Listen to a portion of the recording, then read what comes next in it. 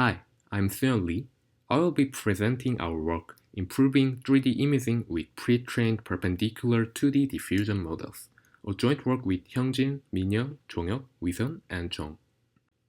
In this work, called TPDM, we show how to generate a 3D volume and solve 3D medical inverse problems by representing the 3D volume prior distribution only with 2D diffusion models.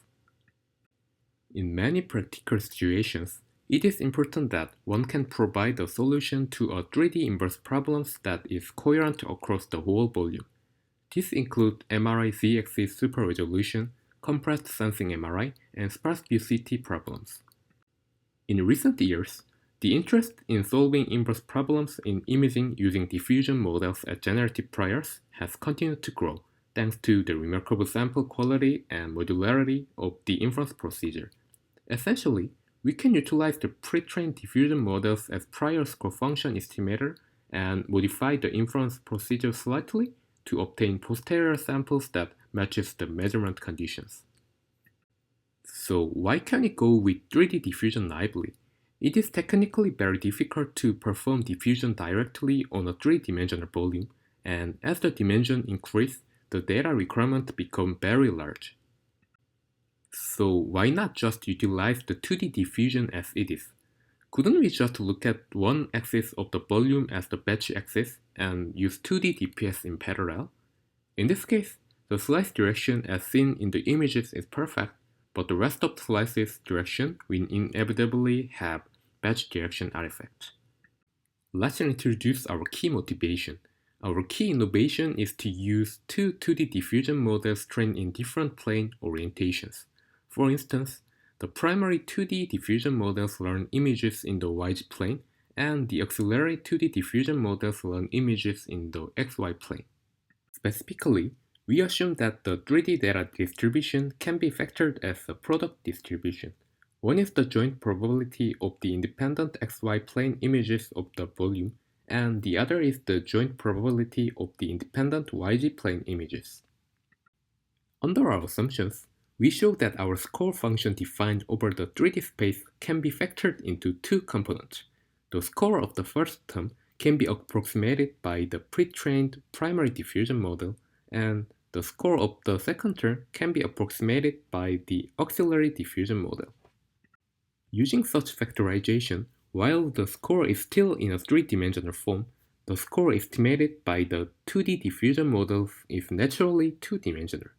Using the aforementioned 2D slice independence assumption, we can easily lift our 2D score output to 3D.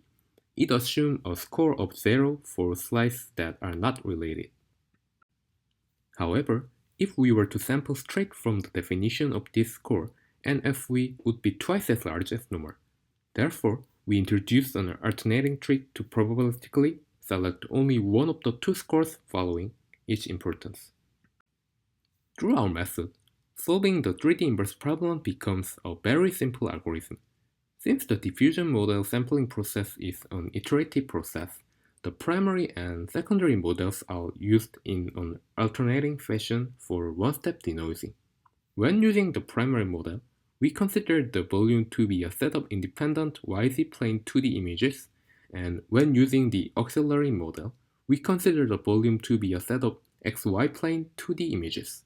The measurement conditioning step, specifically DPS step, for solving the inverse problem is used only when using the primary model.